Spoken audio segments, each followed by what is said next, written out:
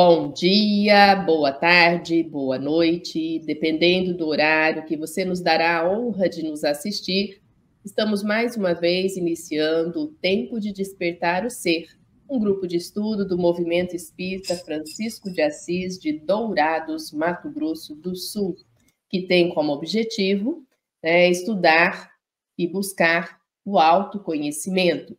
Para isso, lemos algumas obras, comentando, e estamos, há algum tempo, desde 2015, estudando a obra do Sebastião Camargo, O Despertar da Consciência do Átomo ao Anjo.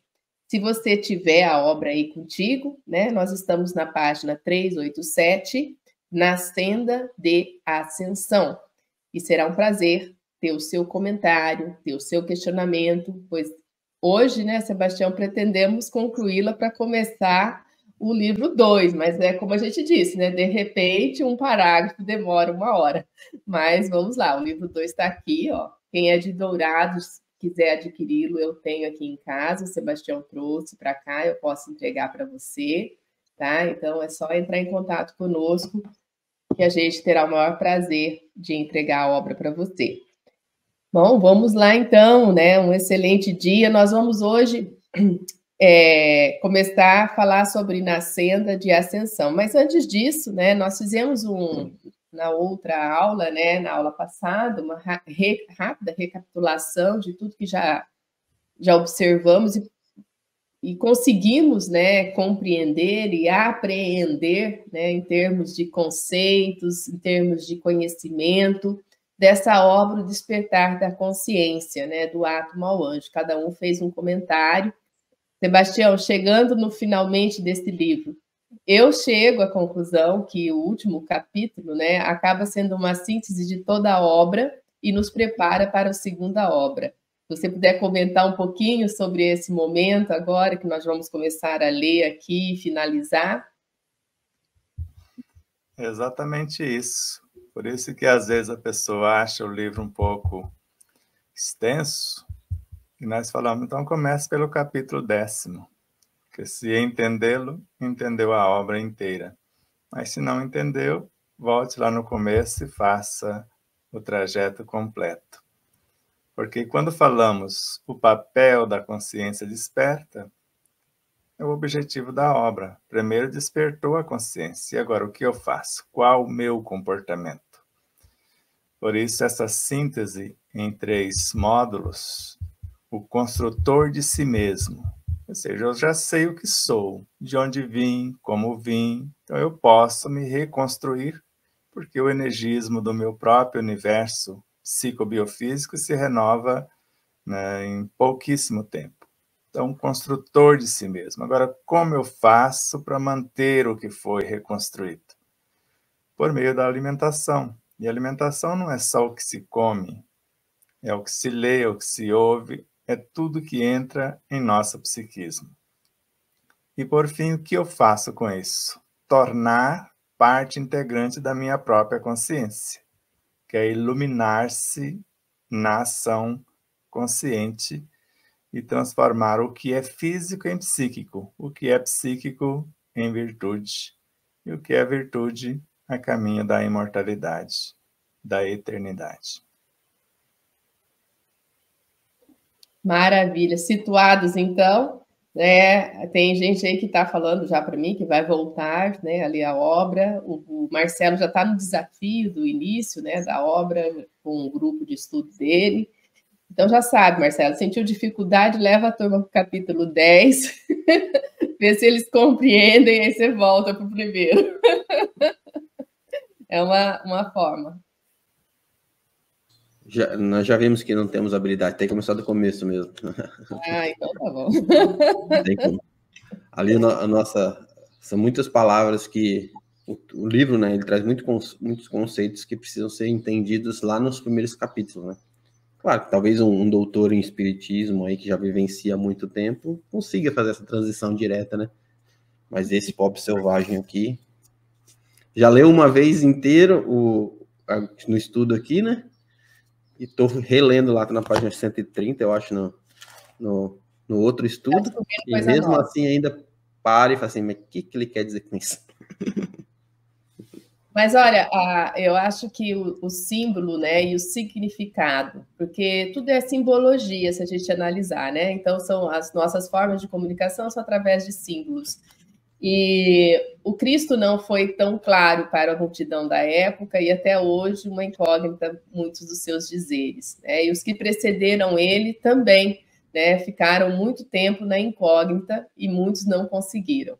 E se a gente olhar, né, o livro dos Espíritos, todo mundo fala assim, é básico, o livro dos Espíritos, já leu uma vez, já sabe tudo. Se você lê ele 10, 15, 20 vezes, você vai descobrir coisas novas ali, né, exatamente porque existe por detrás desses símbolos, né, vários significados que, conforme a consciência progride e evolui, se abre para esse novo entendimento. E a obra de Sebastião Camargo, que traz todos os autores, né, e muito dele, né, muito do próprio Sebastião Camargo, né, que conseguiu atestar ali 8.000 anos de processo evolutivo do seu superconsciente. Então, realmente, tem símbolos e significados diversos. A cada leitura nós vamos descobrir algo novo, porque também, né, a Adriana que começou a ler em 2015 não é mais a Adriana de 2024. Né? A gente sabe que esse processo mudou. O Sebastião que explicava, que veio dar palestra aqui em 2015, não é mais o Sebastião de hoje, né, Sebastião? Podemos afirmar assim, né? Esse processo é contínuo, né, e evolutivo, forte. A dona Mira, que começou com a gente um pouco mais tarde, né? Então, todos nós progredimos e evoluímos a cada instante, a cada minuto, e com a nossa vivência diária, a gente muda, né, e ressignifica determinadas coisas. Até esses dias eu estava discutindo com uma pessoa a questão da verdade, né? E aí ela falando que queria buscar a essência da verdade, né? A verdade em si. Essa pessoa não está mais encarnada, é desencarnada. E eu falei, mas a verdade humana, né, é muito pequena, porque às vezes o meu estado evolutivo, eu creio piamente que aquilo é uma verdade e daqui a pouco eu noto que não é mais a verdade, né? Então, porque o nosso estado evolutivo não sustenta ainda, né, algo para verdades eternas, que é a verdade, né, divinal. A verdade divinal traz para nós algo de sustentação para sempre. Então, desde o início do planeta até a sua consequente evolução de astro-rei no futuro, é uma verdade só, lei harmônica, né, que não vai destoar. Agora, as verdades humanas, essas sim, por causa da minha pequena e pouca compreensão sobre determinados pontos de vista, ela vai se modificando, né? Daí o entendimento de espíritos imortais e não espíritos eternos, né? Nós não somos eternos, porque a gente, a cada momento, está modificando-se, está se transformando. Então, estamos nessa senda de ascensão. Com isso, nós podemos começar a leitura ou vocês querem comentar alguma coisa que chama a atenção? Só um comentário impertinente. Eu vejo muito assim que a gente esquece que todo estudo ele parte de uma simplificação da realidade, né? E toda simplificação leva a imprecisões, né? Então, o que Cristo nos ensinou tem muita imprecisão, porque ele teve que simplificar muito para nós entendermos. Você pega os grandes mestres aí do passado, também sempre falaram de forma simplificada para nós entendermos. E aí agora a nossa missão é conseguir nos aprofundarmos para entendermos o complexo. Só que quando nós, tipo o Sebastião, se esforça, consegue mais conhecimento, se aprofunda, só que a hora que ele vai explicar, ele precisa simplificar para nós também. Então gera imprecisão. E aí é uma busca individual de, tipo assim, de procurar, não digo a verdade como termo de máximo, né? Mas é aquilo que nos faz sermos mais completos, vamos assim dizer.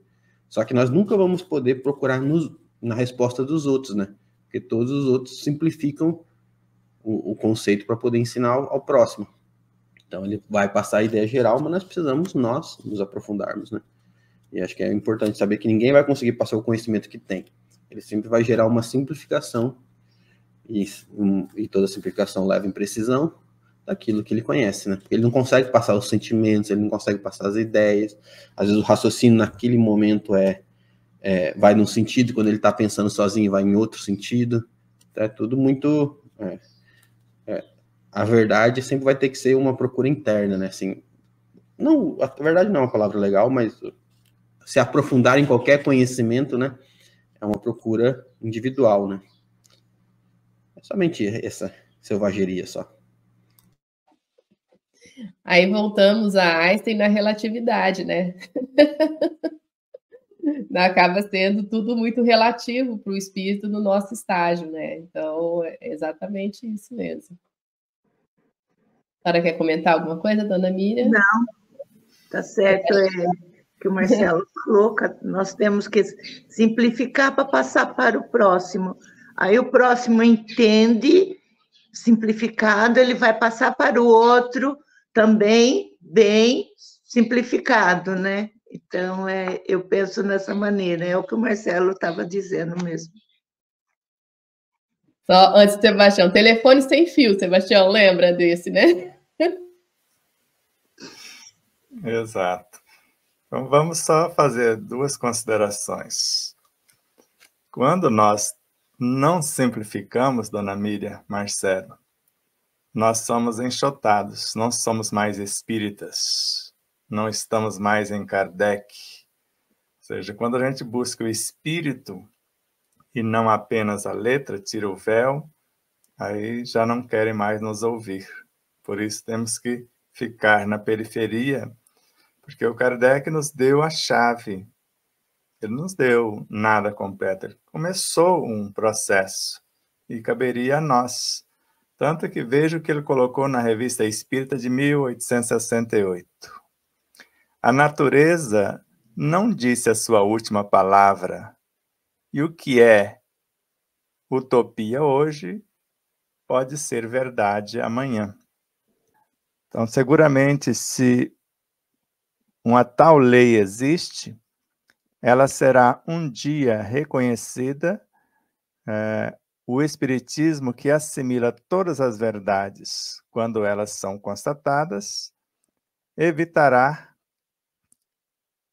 isso mesmo, evitará com todo o cuidado repelir esta verdade. Então, a porta do Espiritismo estará sempre aberta a todas as ideias progressivas, a todas as aquisições da inteligência.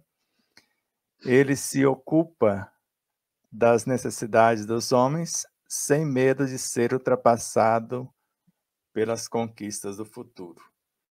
Então, quando não estudamos Allan Kardec, aí nós costumamos entrar nesses labirintos que não explica coisa alguma e não entendendo nem o que a Triana repetiu por 2 vezes: progresso e evolução. Progredir é quando eu acumulo mais coisas, mais experiências. Mas, segundo Humberto Holden, vivência, evolução, não é o que falamos, não é o que sabemos, não é o que fazemos, é o que nos tornamos. Então, progredir é assimilar em quantidade novos conhecimentos, novos saberes, novas experiências. Evoluir é quando eu me torno o conhecimento vivenciado. Por isso, progresso material. Eu acumulo coisas no universo físico perispirítico. Agora, a evolução é quando eu transformo tudo isso em virtudes e as integro no âmago da minha própria consciência. Ô, Sebastião, só um comentário impertinente novamente. Tipo assim, nós pegamos principalmente o pessoal que são os responsáveis pelos grandes grupos, as federações, né? Mas você já viu pessoalmente, assim, quão é assustador você chegar ao final da vida ou perto dela e ver que tudo que você estudou não passou, não saiu da casca superior do conhecimento? É mais interessante negar isso. Tipo assim, para minha própria paz espiritual, é mais fácil eu negar isso do que falar assim, não, tive uma encarnação que não não aprofundei no que deveria ter aprofundado, não estudei o que não deveria ter estudado, me perdi nas brigas temporais aí, ou nos problemas temporais, e não fiz o que era realmente o que ia engrandecer sua alma. Eu vou falar, mas até eu acho que chacoalharia se eu estivesse na posição deles, hein? Falar assim, melhor, por enquanto, vamos deixar quieto isso aí, finge que não aconteceu, vamos seguir aqui, continuando, vamos terminar essa encarnação aqui sem grandes brigas. Tipo assim, se eu tivesse, vamos deixar isso para trás. Tipo assim, eu não acho que eles façam essencialmente, tipo assim, por maldade, mas eu acho que é muito difícil lutar contra suas próprias angústias internas, né, de ter visto a vida passar e ter, tipo assim, eu falo, quando eu chegar no final dessa vida, eu vou falar, falhei vergonhosamente, porque mesmo que tenha adquirido alguma melhora, eu sei que poderia ter feito muito mais se eu tivesse me esforçado o mínimo, né, igual você fala, né, o máximo do mínimo, né, se eu tivesse feito o máximo do mínimo, eu teria feito os grandes feitos, né, e até o momento, sem grandes feitos. Mal consigo entrar em sala de aula toda semana para dar aula. Então, psicologicamente, eu acho que é muito difícil lidar com essa questão, principalmente quando você já está indo para o final da vida. Aceitar que tudo que você fez talvez não estivesse no caminho certo, ou você desvirtuou o caminho certo. Então, eu acho que tipo assim, não ficar magoado com o povo. Claro que você não fica, eu sei que você está muito além disso, mas eu me vejo fazendo as mesmas coisas que eles, se eu tivesse na posição, porque negar tudo que você fez numa vida é muito doloroso. É compreensível, né? A gente procura compreender, estar na pele, né, de cada um, porque, segundo um dirigente espírita, quando nós fizemos a segunda visita na Bahia, falou que tudo isso que você fala é verdadeiro, eu sei. Agora, o difícil é eu deixar tudo que eu pensava que sabia para aceitar o que você está dizendo. Então, estava muito cômodo com o que ele compreendera. E, normalmente, é isso, porque Kardec coloca isso no primeiro capítulo da obra Gênese, no item 55. Quando ele narra que o Espiritismo ele entende com todos os ramos da economia social e presta seu contributo. E assimilará sempre todas as doutrinas saídas do domínio da utopia, transformadas em verdades práticas. Se a isso não fizer, ele se suicidará, cessando de ser o que é uma doutrina que progride por evolução. Se uma nova verdade se revela, ele a aceita, porque ele caminha com o progresso e jamais será ultrapassado. Por isso que muitos, eu conheço muitos que estavam no meio espírita, por não sair da caixinha, deixaram de ser espíritas. Eu conheço muitos grandes nomes. Deixaram de ser porque eles ficaram no espiritismo dos espíritas e não no espiritismo dos espíritos, ou na doutrina dos espíritos. Porque essa, a cada segundo, ela está evoluindo. Agora a outra é estanque. Como nós temos na capital do Brasil, que Divaldo é um obsediado, Chico é um obsediado, os espíritos que por intermédio deles psicografaram, todos são obsessores. Só estudam Kardec. Eu creio que não estudaram, nem leram, mas estão brincando de estudar. Mas espero que isso mude algum dia, porque há federativas que antes, dependendo do dirigente que estava, nós éramos convidados. Mas muda a diretoria, aí não somos mais convidados, porque não falamos a linguagem que eles gostariam de ouvir. Porque aqui mesmo, em Três Lagoas, quando nós falávamos que Kardec falou que não era obrigatório passe. E na Revista Espírita está muito claro que numa reunião de estudos, onde todos os pensamentos convergem para o bem, nós nos ajudamos uns aos outros, nos equilibramos energeticamente, nos auxiliamos entre si e auxiliamos espíritos mais necessitados do que nós, fora do corpo, e somos auxiliados por espíritos mais iluminados. Numa reunião de estudo está ali o que nós chamamos da bioenergia, da desobsessão, tudo uma coisa só. Agora é mais cômodo eu criar um mecanismo de obrigatoriedade de receber passe.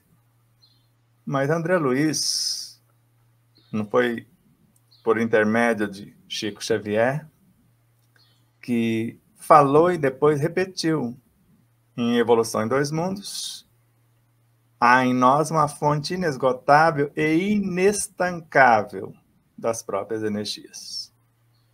E em Mecanismo da Mediunidade ele retorna: queira ou não, cada alma possui no próprio pensamento a fonte inesgotável das próprias energias. E na obra inteira ele disse, como Entre a Terra e o Céu: um dia o homem ensinará ao homem, mediante as lições do divino médico, que a cura de todos os seus males reside nele próprio. Ou em Missionários da Luz: cada ser, por mais asfixiante que seja a prova, o ambiente, o meio, ele já nasce com as próprias luzes para superar a situação. Ou em Ação e Reação: nascemos com todos os antídotos, com todos os anticorpos para superar qualquer situação, e ainda com meios para ampliá-los. E o verdadeiro antídoto contra o mal é o bem. E poderia falar de centenas e milhares de lições desses mestres. Mas é mais cômodo ficar no mesmismo e não avançar um passo, porque maiores conhecimentos, maiores responsabilidades. É André Luiz.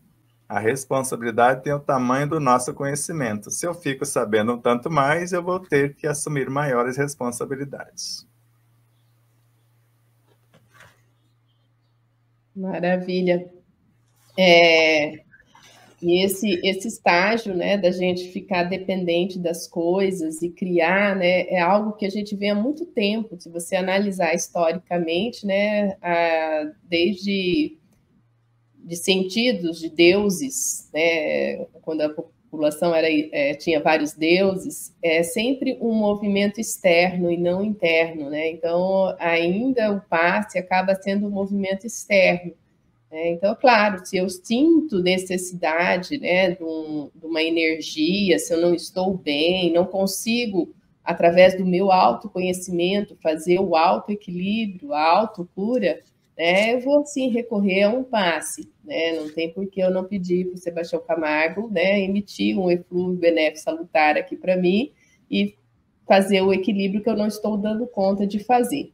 E isso só vai perdurar, gente, se eu me modificar, né? Senão, daqui a pouco ele ajustou tudo, daqui a pouco eu mesmo derrubo tudo de novo. Então, é essa situação, né, Sebastião? E aí os rituais que foram sendo criados e obrigatórios, né, acaba, de novo, a gente colocando ritualidade em algo que não deveria ter ritual, né? Então, é exatamente por aí. O esclarecimento, né, traria a solução e deixaria as pessoas independentes. Eu sempre coloco isso na nossa casa espírita, que o espiritismo não tem preocupação em conversão e número de pessoas. Na verdade, o espiritismo quer que você se liberte, e a conversão que eu estou falando é a conversão de ter frequência, de ter gente lá no centro, gente que vai depender daqueles médiums que lá estão para se tratar. Não é esse o papel do espiritismo. Né? O espiritismo é para esclarecer, para que a pessoa sozinha ela consiga dar conta de todos os seus problemas, como o Sebastião acabou de citar, né? A fonte inesgotáveis que temos em nós, no corpo mental, e que nós não exploramos. Né? Então, seria mais ou menos por esse caminho que a gente vê a doutrina espírita. Mas vamos ler, né? Porque já foi meia hora aqui. Você quer falar? Pode falar, Sebastião. Ainda não, só mais duas observações. Kardec fala que o Espiritismo é uma doutrina filosófica com bases científicas e consequências morais. Ele trata da origem, da natureza e do destino dos espíritos. E hoje, para não falar todos, mas a maioria, só quer uma mensagem consoladora. Mas o esclarecimento fica onde? que adianta consolar e não esclarecer e não motivar a pessoa a andar com as próprias luzes? Então, nós queremos manter a casa cheia ou orientar espíritos para que eles não precisem de casas. Porque a função da casa espírita é exatamente mostrar que ele não precisa dela, que é uma casa de passagem. Porque Kardec, numa frase, a função do espiritismo é nos levar ao encontro do Cristo. Uma vez encontrando, não precisamos mais de espiritismo.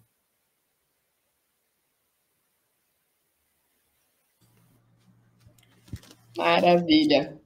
Vamos lá, então, na senda da ascensão. O animal caminha para a condição do homem, tanto quanto o homem evolui no encalço do anjo.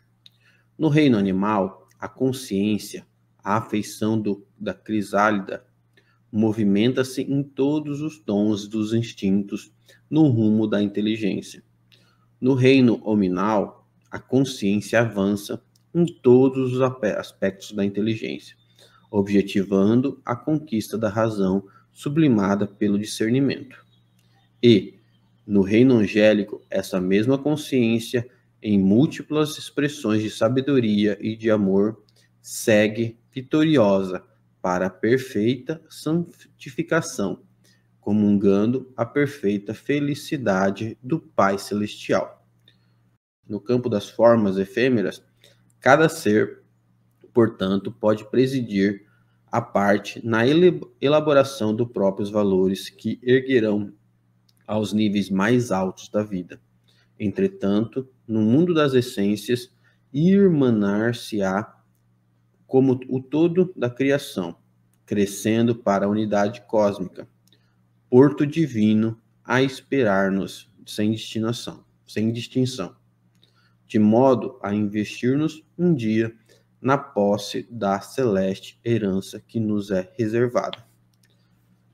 Desse modo, se pedes proteção e arrimo ao que te procederam na vanguarda do progresso e se aguardas a assistência dos benfeitores que, de mais alto, te observam as esperanças, compadece-te também das criaturas humildes que, laboriosamente, se agitam na retaguarda, peregrinando ao teu encontro.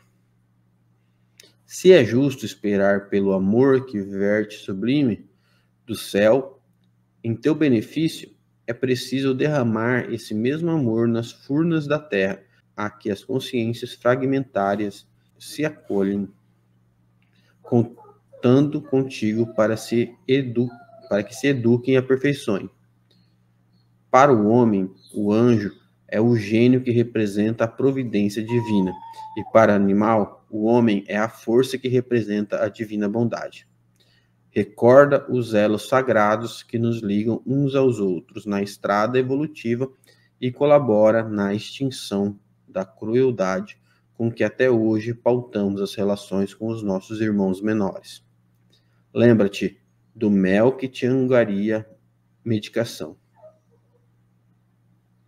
da lã que te oferece agasalho, da tração que te garante a colheita farta e do estábulo que te assegura reconforto, e sejamos mais humanos para aqueles que aspiram à nossa posição dentro da humanidade. Auxilia-os que te seguem os passos e mantenha a certeza de que receberás em pagamento de paz e luz o concurso daqueles que te antecederam no acesso às culminâncias da vida maior. É uma bela passagem, né, da questão da alvorada do reino, né, como que tudo se processa no caminhar, né, desde os reinos vegetais, minerais, para chegar em cada um dos reinos, né, como que o espírito vem processando a sua evolução, e aqui o que representa, né? Então, para nós, as luzes vêm de anjos, né? De espíritos mais evoluídos, e aí é assim que a gente entende o processo e a gente busca esses benfeitores, né? Para nos auxiliar assim como a gente observa, né, vários espíritos que aqui estiveram trazendo a obra, né, e hoje estamos com Sebastião Camargo trazendo luzes em diversas obras para que a gente possa compreender um pouco mais, entender um pouco mais os mecanismos que vivenciamos enquanto espíritos no processo de evolução.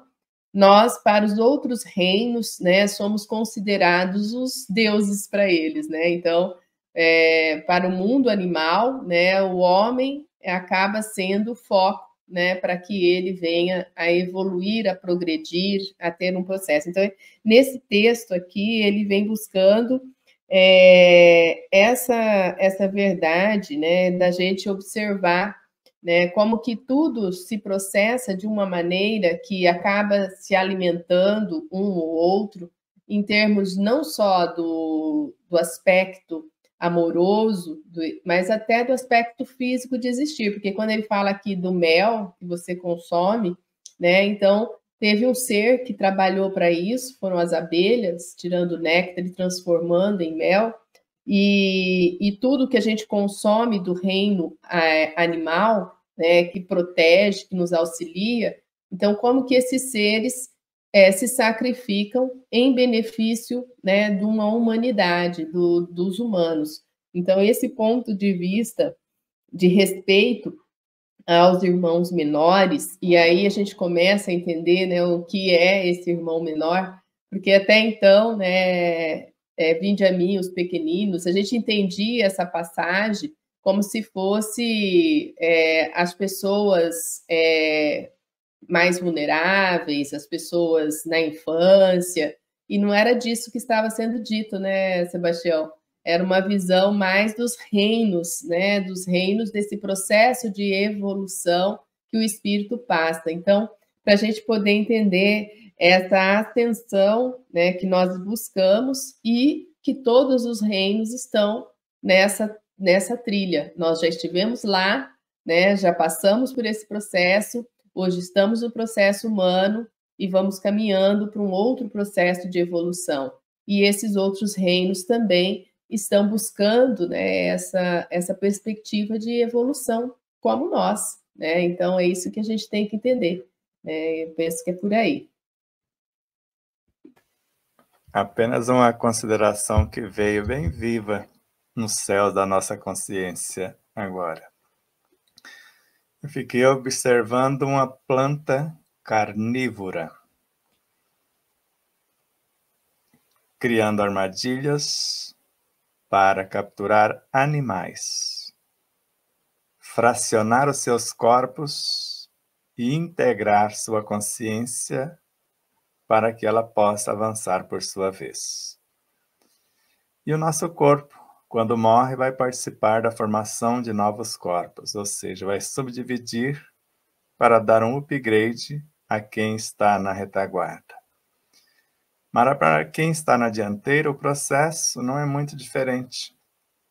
O ideal é que eu me entregasse ao Cristo, como faz, ou como fez a Dona Rosa, na Umbanda, vindo da Umbanda. Não ofertava sacrifício de ninguém, ofertava-se na sua transformação como a própria oferenda, como faz Jeromaita hoje com seus tutelados. Ao invés de ir para o mar fazer oferendas, eles são a oferenda. Eles se apresentam, cada um com a sua mudança. O ideal seria alimentarmos o Cristo com as nossas virtudes. Quando não as desenvolvemos ou ficamos renitentes, ele pede pelo menos nossos corpos de volta para alimentar os seres nele existentes em plano menor. Então, de uma forma ou de outra, morte e renascimento é o processo de evolução de maneira mais natural possível. Assim, a abelha fornece o mel para não dar a sua própria vida. Deveria ser assim com todos os demais. Como para colhermos o arroz, colhe só o cacho, ou corta o pé inteiro para que haja um processo de recomeço, porque se soubermos cortar no momento certo, ele pode dar uma segunda colheita, mais frágil, mas ainda pode acontecer, como várias outras plantações. O ideal é a bananeira ofertar apenas o cacho, mas se eu não cortar o pé inteiro, o que vai resolver o pé que já produziu o cacho? E ele pode servir para várias outras coisas, inclusive de adubo. Por isso, quando vemos com um olhar diferenciado a interação entre os seres, o ideal é que interagíssemos com os animais, trocássemos experiências que seriam virtudes do nosso universo, migram para o universo deles para orientá-los, e o que há de mais nobre neles migram para o nosso universo para seguir o seu processo evolutivo, que não tem como prosseguir no universo deles. Assim como faz as plantas, gerando oxigênio, flores e frutos, porque se alimentam de flores, se alimentam de frutos, ou todo o processo. Um dia chegaremos ao estágio de nutrirmos somente de amor, porque o amor é a alma da vida, e a alma da vida só se nutre de amor. Mas enquanto não conseguimos, somos semelhantes a vegetais, plantas instintivas capturando alguém que está na dianteira para nos servir de alimento, que é o holocausto de tantos avatares para que avançasse a humanidade, como fizeram com o próprio Cristo.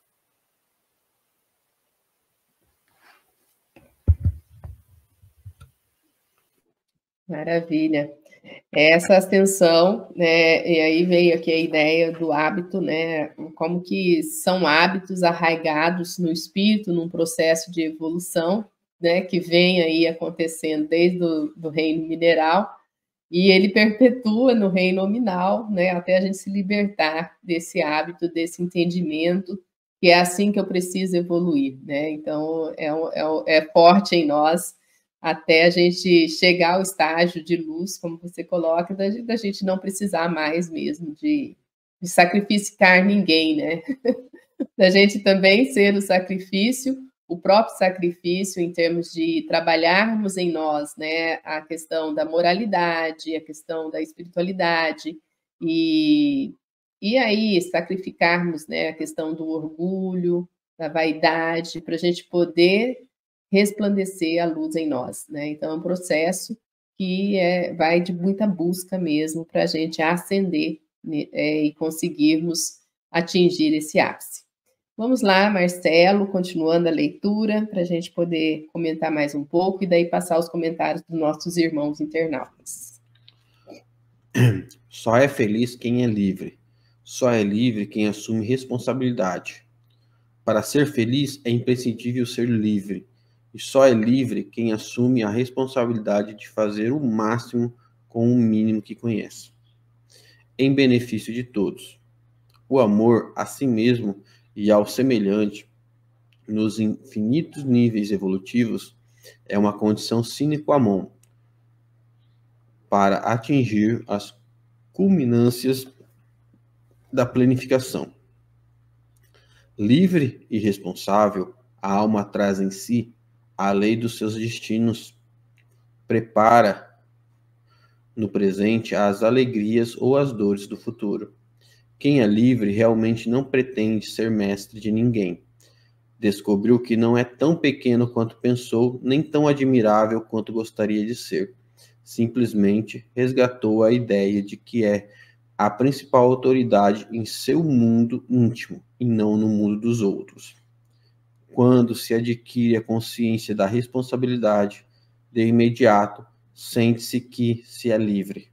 Mas essa liberdade é sempre conquistada pela ação que se converte em bênção de amor. Somente através do amor perfeito é que o ser humano pode considerar-se realmente livre de todas as amarras, mesmo que essa aquisição seja lograda de alguma forma através do sofrimento.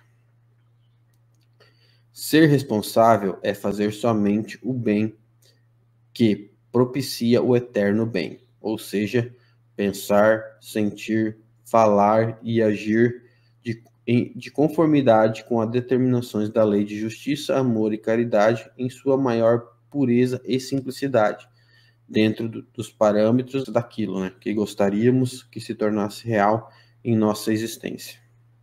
Ser livre é amar incondicionalmente todos os estados dimensionais da criação, compreendendo-os e respeitando-os dentro de suas limitações e necessidades evolutivas.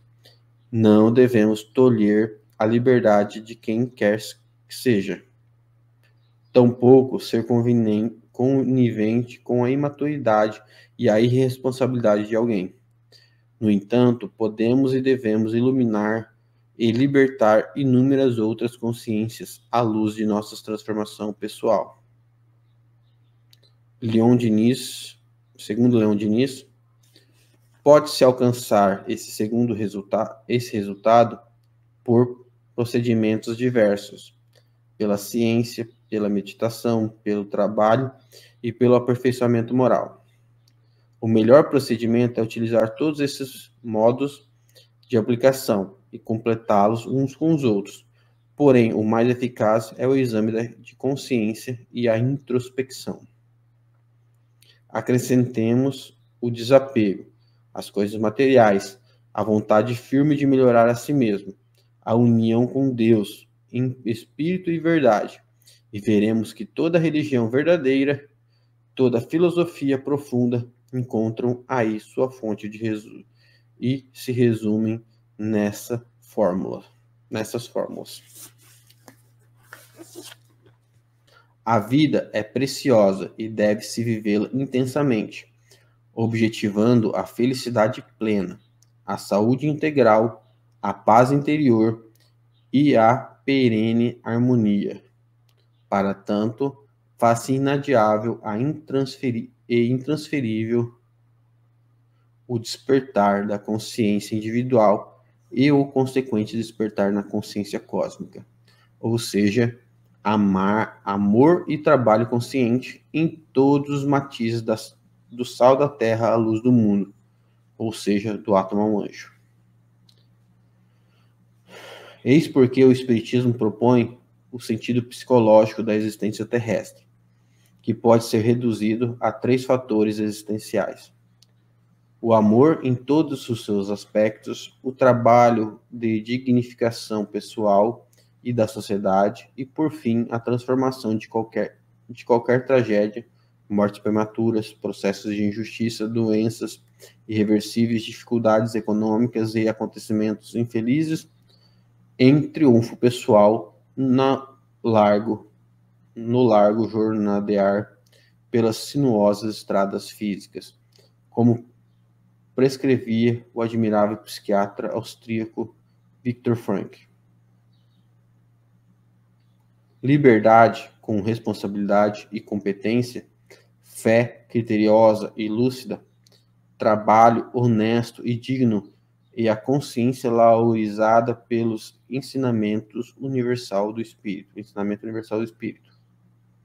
Liberta por um proceder íntegro, resume-se no que necessitamos para uma vida perfeita em todas as dimensões do ontem, do hoje e do porvir.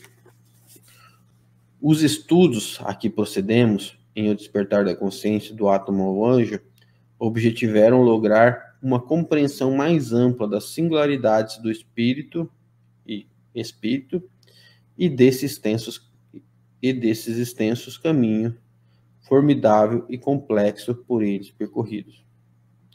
O entendimento mais preciso de aspectos da verdade oculta nas obras da codificação espírita e em obras complementares exige um estudo atencioso, efetuado no silêncio e no recolhimento, pelos interessados nas origens da vida, na sua complexidade e na sua fatalidade. Trata-se de um dos muitos véus que, doravante, deverão ser removidos a propósito do ensinamento universal dos Espíritos, porque está próximo o tempo em que a verdade brilhará por toda a parte.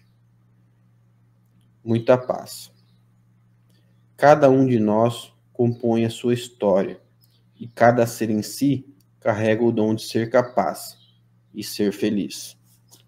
Tocando em frente, Almir Sater e Renato Teixeira. Maravilha, né? Então, acho que aqui vou comentar bem rapidinho o que me cabe de compreensão, para depois passar a fala para vocês, né? Pois chegamos ao final do capítulo 10º, né? E aqui a gente vem, então, com essa frase que eu escrevo em todas as avaliações que eu aplico para os meus alunos, né, que só é feliz quem é livre, só é livre quem assume responsabilidade. Né? Então, já o resumo que tem nisso tudo, né, mostra para nós nessa frase que Sebastião escreve para nós, mostra que não tem como o ser feliz se ele não estiver liberto. Liberto de quê? Né? Liberto das suas próprias amarras. Né? Então, o que nos prende, o que nos amarra?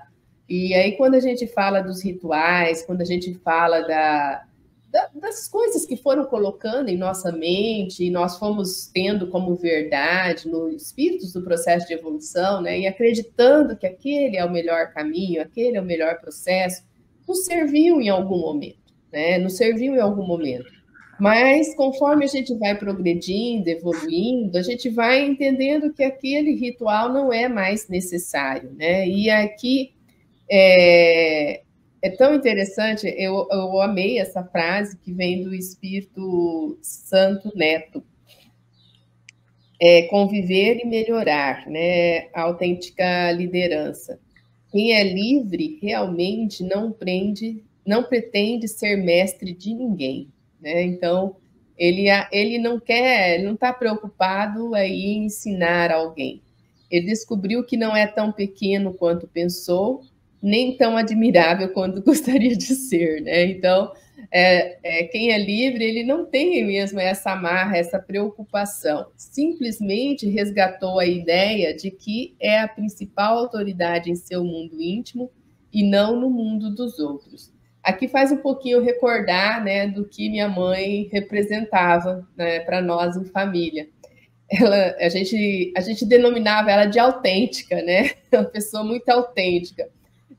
Que ela não se preocupava mesmo se aquilo estava agradando ou não, né, no momento que ela dava o seu parecer. E uma coisa que a gente aprendeu muito com ela era não querer perguntar para os guias dela as coisas, né? Porque normalmente na Umbanda tem esse ritual das pessoas ir buscar, tirar suas dúvidas com os guias e tal. E as pessoas falam assim, olha, nem queira ouvir quando ele tem algo para dizer, porque quando ele diz é uma verdade, às vezes, tão absoluta do que pode acontecer contigo, né, que era melhor não ter ouvido, né? Então, não tinha essa autenticidade, então não tinha essa preocupação nem de ser mestre, e muito menos, né, de achar que ela era admirável aos outros, né? E isso aqui me fez pensar que muitos de nós ainda caminhamos por esse processo, né? De querer ser um pouquinho mais sábio que o outro, de estar ensinando alguma coisa.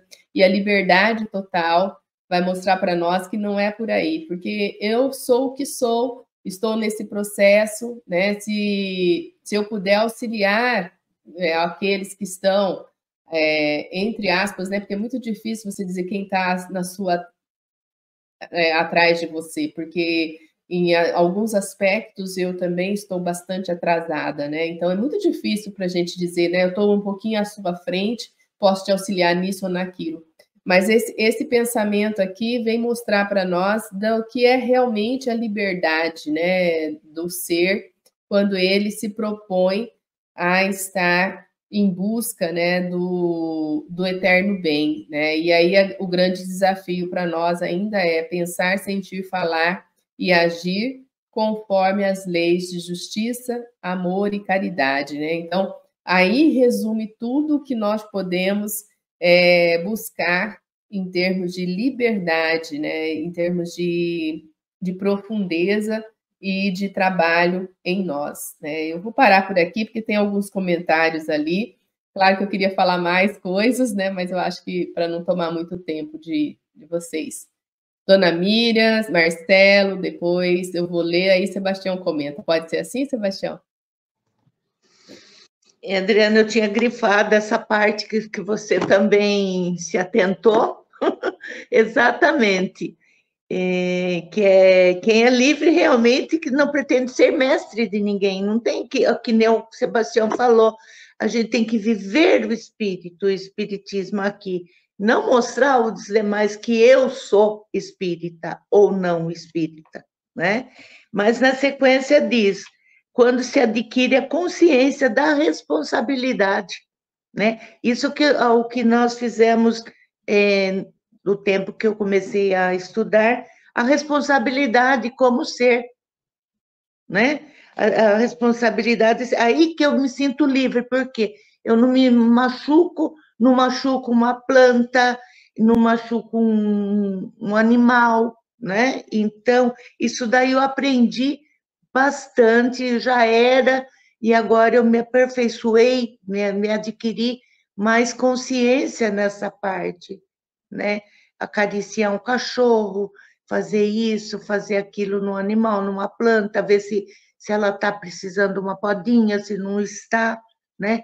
Então, isso daí é quando a gente adquire a consciência em nós mesmos que nós vamos no amor perfeito e transmitir aos demais.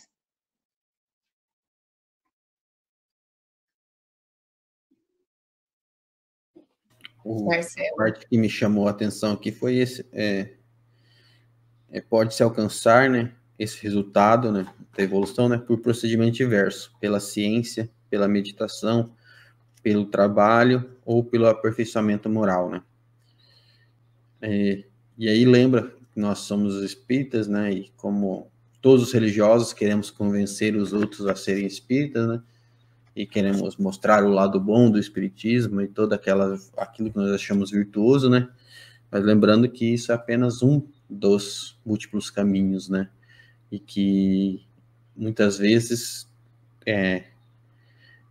com uma pregação impensada, às vezes nós afastamos a pessoa, né, do aperfeiçoamento moral, né, porque nós criamos uma resistência dentro da pessoa, e eu já vi várias vezes, né, que as pessoas, muitas vezes, às vezes, numa tentativa de mostrar o lado bom de uma coisa, nós só conseguimos mostrar as nossas imperfeições, né, porque não conseguimos sermos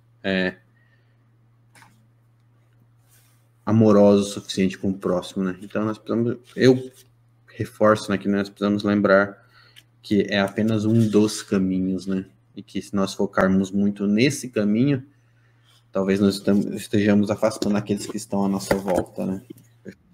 E aí entramos naquele mesmo exemplo, né, que nós devemos ensinar aos outros apenas pelos exemplos, né, não focarmos muito nas palavras, né. Quando as pessoas estiverem procurando palavras, nós devemos usar, né, mas enquanto elas não estiverem procurando palavras, nós devemos dar apenas o exemplo. Ai, agora eu vou ter que comentar, não tem jeito, né? Eu queria ficar quieto, mas você me instigou. Realmente, por que o Marcelo é tão calmo, né, em sala de aula? Por que ele consegue esse domínio com os seus alunos? O que tem por trás do Marcelo que o torna tão especial, né, e tão amável com todos? Eu acho que aí sim, né, você acaba despertando nas pessoas, né, até mesmo o nosso comportamento frente a grandes desafios, né? Eu já escutei algumas pessoas comentando, não que eu seja exemplo de alguma coisa, mas por que essa tua calma, né? Por que você tem esse comportamento perante os desafios da vida? Tem um colega meu que fala assim que eu sou irritante, porque ele fala assim, você é irritante para mim, porque você, com o seu comportamento perante o desafio, você ainda dá risada, você ainda, né, tá aqui com a gente numa boa, né? O que será que está por trás disso, né? Então, é a apreensão mesmo desse conhecimento todo que o Espiritismo nos traz, né? E ele tem que trazer essa fé que nos deixa mesmo perante os desafios da vida com a certeza de que aquilo vai passar, de que logo tudo se resolve. Então, é isso aí mesmo, você pegou o fio da meada, Marcelo, quando você fala isso. Pamela já vem com um comentário da Irmã Cidufo, fala que todo esforço para o bem é válido, pelo menos sabemos como não fazer, segundo Sebastião. Refletindo meu eu, coloco uma pergunta. Eu vou ler tudo, tá, Sebastião? Depois a gente volta. Quando me privo de comer algo que gosto, né, muito jejum, gosto muito, faz jejum, estou me doando ou fazendo algum sacrifício. Eu tenho umas sobrinhas aqui que faz esse sacrifício. Elas deixam de comer chocolate, por exemplo, né? Para elas é sacrificoso. Quando uma imperfeição moral ou emoção, raiva, insiste em vir para a sala de aula e fazer grandes estragos, o que é que está acontecendo? A alma não está conseguindo ofertar a outra face. Ainda ela coloca. E é porque a alma ainda está em um estado infantil ou ela não tem capacidade de ofertar essa outra face, que sabemos que já está em construção? Ou o que é? Então, Miranda quer compreender, né, essa questão da raiva que aparece em uma sala de aula. E Pamela coloca, o último trecho, para mim, foi uma resposta ao anseio do Marcelo, ou seja, assumir responsabilidade e seguir em frente. Trecho do livro aqui, né?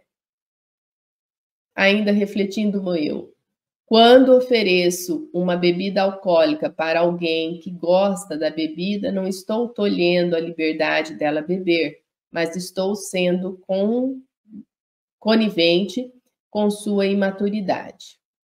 E Luiz Gonçalves ainda comenta: a grande divulgação de uma doutrina e o exemplo de seus participantes na família, na sociedade, não só no grupo doutrinário que participa.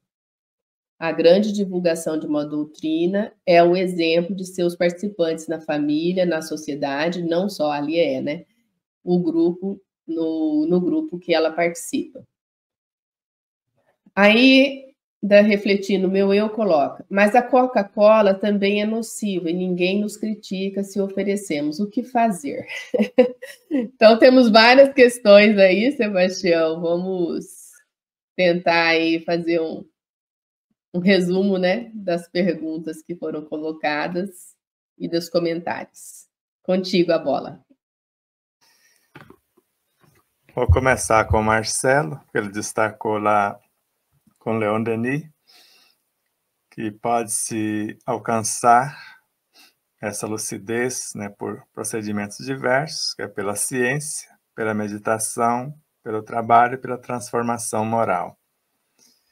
E ele complementa, Leon Denis, o melhor procedimento é utilizar todos esses modos de aplicação, é completá-los uns com os outros. Porém, o mais eficaz é o exame de consciência, a introspecção. E hoje, na segunda parte do exame de consciência, vamos começar assim. Resta-nos agora examinar como executar o exame de consciência, a autopsicanálise, que é a introspecção. Ponto de partida da técnica de intervenção, se eu quero mudar alguma coisa no meu universo. Mas vamos responder refletindo meu eu, depois a Miranda Provence. Então é justo, é nobre fazermos um sacrifício, que em realidade deveria ser um sacro ofício. Sacrificar o corpo, deixando de comer alguma coisa, o que vai acontecer após mais ou menos de 3 a 6 horas? Ele vai começar a se autodevorar. Um processo de autofagia. Os seres mais fortalecidos vão começar a comer os mais enfraquecidos. Isso é o que acontece quando eu sacrifico o meu corpo.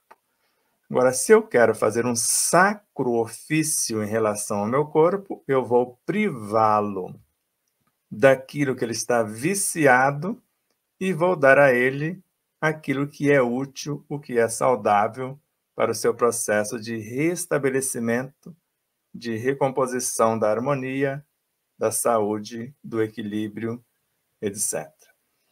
Então, quando alguém necessita, por estar viciado no álcool, de mais uma dose, e eu a nego, não desejando ser conivente com ele, talvez é pior ainda. Agora, melhor seria se eu ofertasse o álcool transformado com o meu ser e o meu saber, e já não é mais o álcool, e pode ser o começo do antídoto para a sua transformação. Porque, segundo Miramês, em meio segundo eu transformo uma estrutura, transmutando-a em outra realidade, que pode ser uma simples moeda que eu vou ofertar para que ele possa tomar mais um trago. Mas aquela moeda, aquela energia, ao aproximar-se na hora do pagamento, ela transforma o álcool, transforma o dono do ambiente, transforma tudo à nossa volta ou à volta daquele que dele necessita. Então, tão terrível quanto o álcool é o que ela chamou lá o refrigerante, que eu não vou fazer propaganda, porque no meu universo praticamente destruiu toda a minha estrutura óssea. Mas eu precisei passar pelo vício, porque só pode ensinar caminhos que haja percorrido. Então, nós passamos por várias provas para depois ter como ensinar o outro a fazer por sua vez. Então, melhor seria, em relação ao quem está viciado no álcool, a quem está viciado no refrigerante, seria ofertar, e já ajudando a Miranda Provence, a outra face, o meu exemplo. Eu só posso dar alguma coisa para alguém que é viciado no refrigerante se eu não sou mais viciado e não condeno quem o é. E assim com o alcoólatra, ou quem está viciado no álcool ou em qualquer outro entorpecente. Então, nós vamos analisar o processo, porque se eu julgar, eu estou criando as condições para passar pelo mesmo processo. E, às vezes, com certas agravantes. Porque quanto mais eu tenho conhecimento, mais responsabilidade possuo diante da situação. Então, o ideal em relação a nós, quando eu fizer jejum de alguma coisa, abrir mão de alguma coisa, em relação ao meu corpo, ofertar outra mais e melhor, mais saudável, mais harmônica, para que ele possa se restabelecer.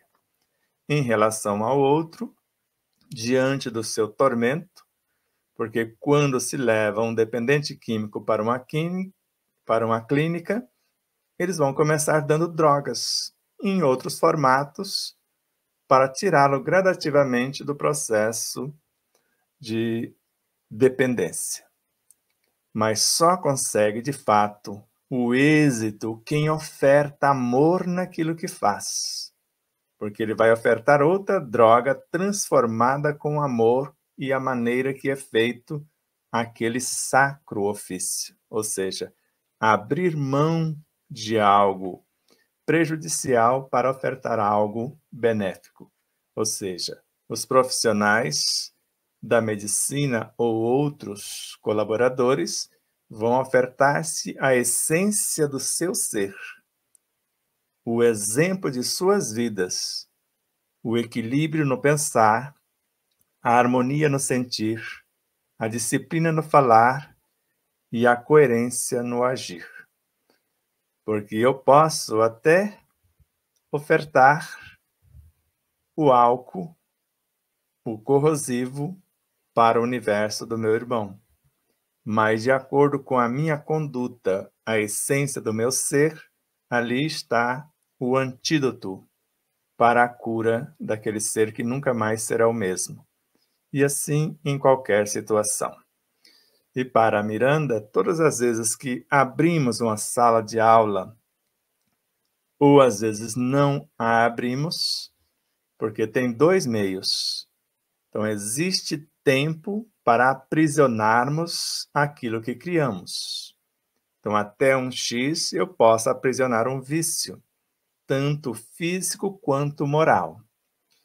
Mas se eu não fizer nada fisicamente e moralmente para que haja ambiência e, consequentemente, as suas promoções do que é físico, do que é moral, eles virão à tona, queiramos nós ou não, porque a lei os libertam.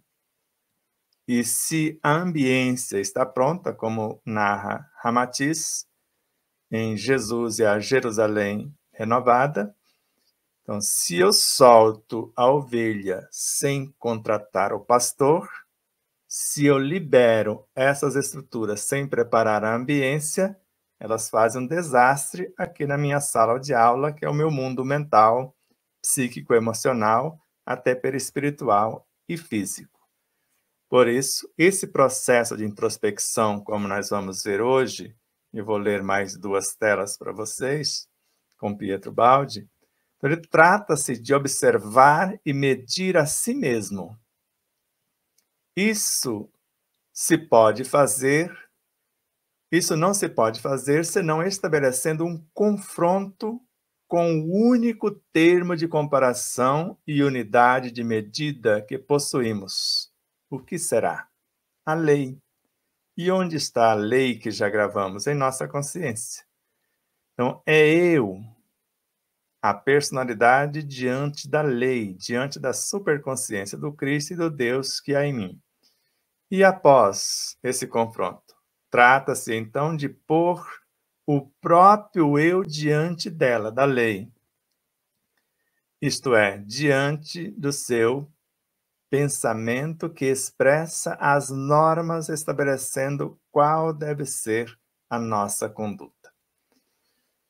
Por isso, todas as vezes que surgir uma situação, como está no Evangelho segundo o Espiritismo, na lição O Homem no Mundo, eu vou consultar a lei e perguntar a essa lei, a minha consciência, nesse processo de introspecção, nesse exame de consciência, o que queres que eu te faça? E às vezes, esse ser está ali representado no vício. O vício é do próprio espírito.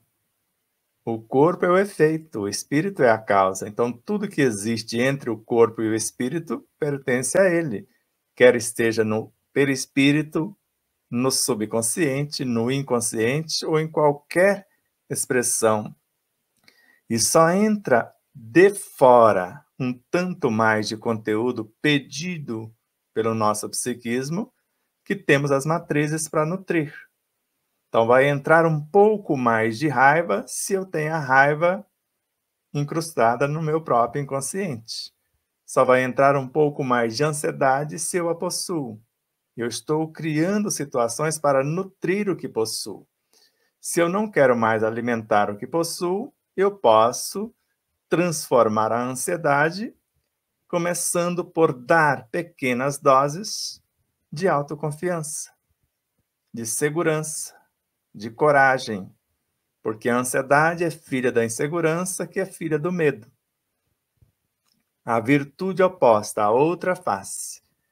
Eu vou criar a ambiência, se eu me percebo ainda com uma cota de raiva, eu vou criar um ambiente pela leitura, pela música, pela oração, pela meditação, de forças pacificadoras. Vou rogar à minha consciência que envie, como André Luiz narra em Nosso Lar, o governador se esforçou para atingir a supremacia, o êxito, o triunfo na reordenação, na recuperação da alimentação pela respiração em nosso lar, na colônia.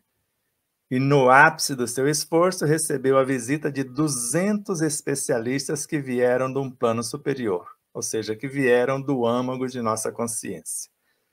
Então, o nosso esforço bem direcionado, a nossa sinceridade, a nossa humildade, porque nesse autoexame, o primeiro norte que eu tenho é a verdade. Eu quero ficar diante da verdade, que é a lei. Agora, o que eu posso, diante da verdade, fazer se não ser honesto? Honesto com a minha própria consciência.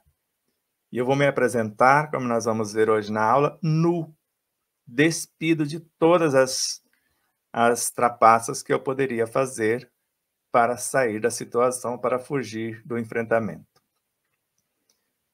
Mas não é só isso. Após ser honesto, humildade, reconhecer a minha própria ignorância para que eu possa receber esses especialistas para ajudar-me na ação, para capacitar-me para a ação. E depois, sinceridade. Sou eu que quero colocar a mão na massa.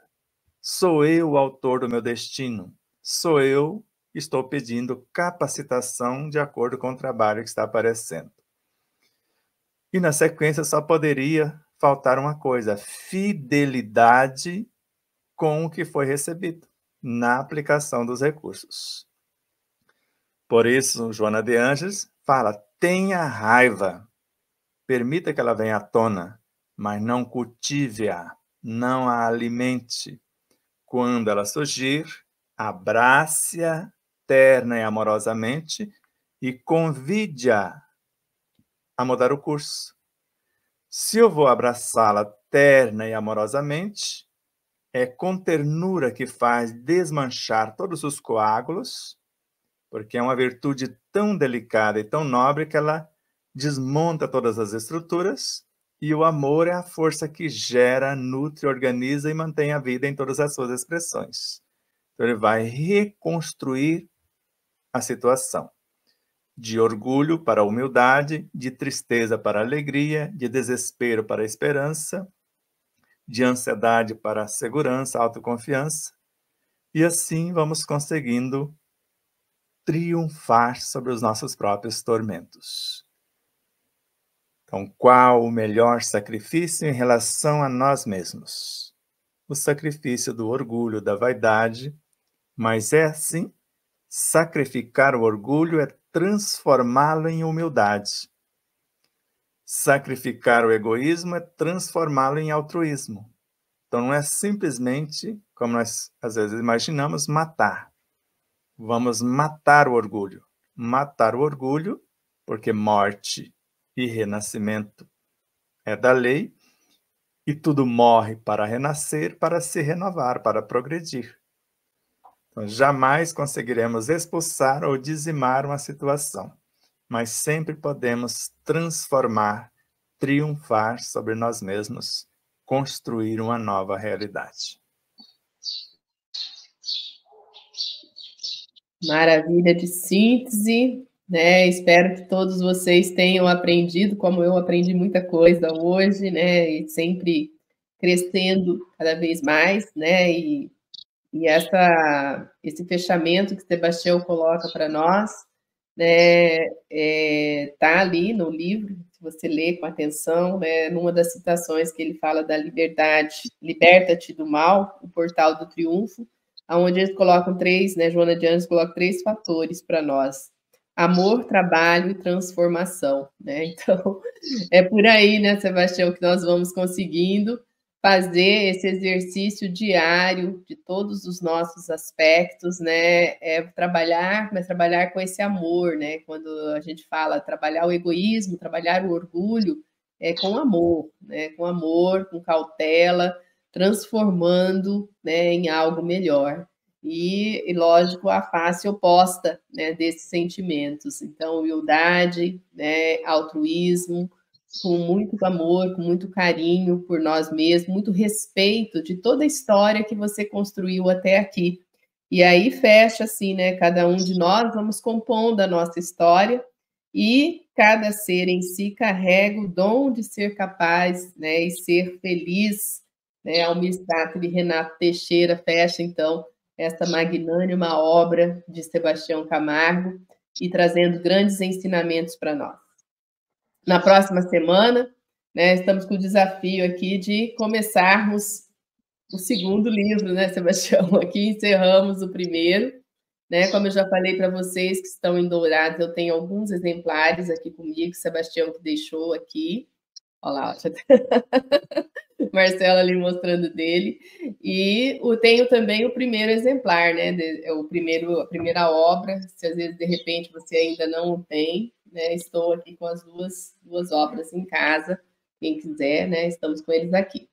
E vamos dar prosseguimento, então, ao despertar da nossa consciência, agora com o sal da terra, a luz do mundo. É uma grata satisfação tê-lo conosco, gratidão a todos vocês que nos acompanharam até aqui. Tchau, tchau, vou passar para a dona Mira, para o Marcelo e o Sebastião para finalizar e fazer o convite para logo mais com o Pietro Baldi, né? Vamos lá, seguindo os estudos com o Sebastião Camargo, logo mais tarde. Um ótimo domingo, final de domingo para vocês, e muita gratidão eterna de ter aprendido um pouco, mas eu deveria ter aprendido mais com o Sebastião, que não dá para absorver tudo, né? Mas o que eu absorvi, eu sei que foi muito grande, engrandecedor essa mensagem que ele nos passou. Muita gratidão. E vamos, enfim, o novo livro seu, sem perder um pedacinho. Até domingo que vem. Bom, foi bom estar com todos novamente, né? Nós consigamos novamente pôr em prática tudo aquilo que nós aprendemos hoje, ou pelo menos aquilo que nós fomos apresentados à ideia, né? Que para aprender precisa internalizar, né? Mas que nós consigamos nos fazer uma versão melhor de nós mesmos, né? Durante essa semana. E não nos limitarmos, né? E já quem não comprou o livro novo Sebastião Camargo, não se limite e já adquira para a semana que vem, que esse livro já começa dando uma martelada na cabeça, né? Porque nós vamos começar discutindo o amor já no primeiro passo já. Então, já se sintam-se à vontade para ter o livro, porque só de ouvir, pelo menos eu tenho muita dificuldade de acompanhar um raciocínio complexo só ouvindo, só pela voz, né? Então, não se limitem.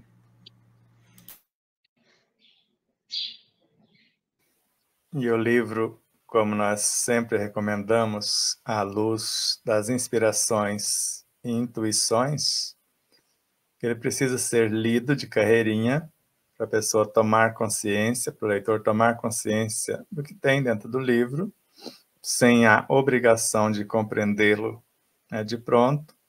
Depois relido, agora já com uma atenção maior naquilo que nós carecemos de mais urgente, e depois estudado pelo próprio leitor sozinho.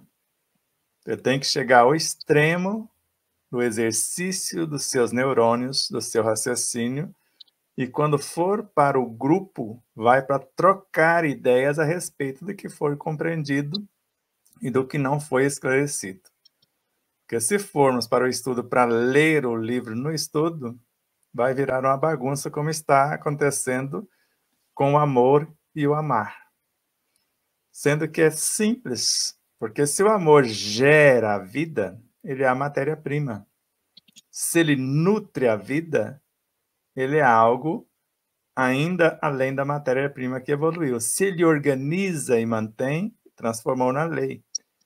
E não estamos falando aqui no amor entre um casal, por exemplo, entre pais e filhos, é algo muito mais profundo. Então, quando falamos que o amar é a sublimação do próprio amor, e o amor é a essência da vida, a comunhão dos seres, a alma do universo. Só que já percebe que tem algo diferente. Então, se o amor é a essência da vida, é o que nós chamamos de substância que gera a vida. Se é a comunhão dos seres, nessa comunhão nós nos nutrimos. Por intermédio do exercício da afetividade, nós nos alimentamos. E, ao mesmo tempo, é a alma do universo, é a lei. Por isso, muito obrigado, Adriana, Marcelo, Dona Miriam, todos os internautas, e obrigado por, desde 2015, estudar a obra, que para nós é motivo de honra, de glória. E agora, o início do novo livro, que é a continuação do primeiro. É uma lupa, principalmente no capítulo 10º, mas viaja pelo livro, o número 1 todo, colocando novas informações, novos contextos, mas é um manual de transformação sem precisar sair do lugar. Transformar de sal da terra em luz do mundo. Sabendo que sal da terra é a vitalidade no Evangelho, o Espírito, princípio inteligente do universo. Luz do mundo, a consciência que se fez por aglutinação e sublimação desse, se tornou um farol, um caminho, uma verdade, um caminho da verdade para outras vidas. Então, é os pequeninos transformando nos maiores num processo de entrelaçamento e sublimação. Que Deus nos abençoe com o ânimo, o entusiasmo necessário, o desejo sincero de querer, o compromisso com o saber e, ao mesmo tempo, a necessidade de experienciar, discernir, expandir, iluminar a nossa própria consciência. Até daqui a pouco, às 17h30, com mais uma etapa do exame de consciência, a introspecção, a autopsicanálise. Tchau, tchau. Gratidão a todos vocês. Um grande abraço.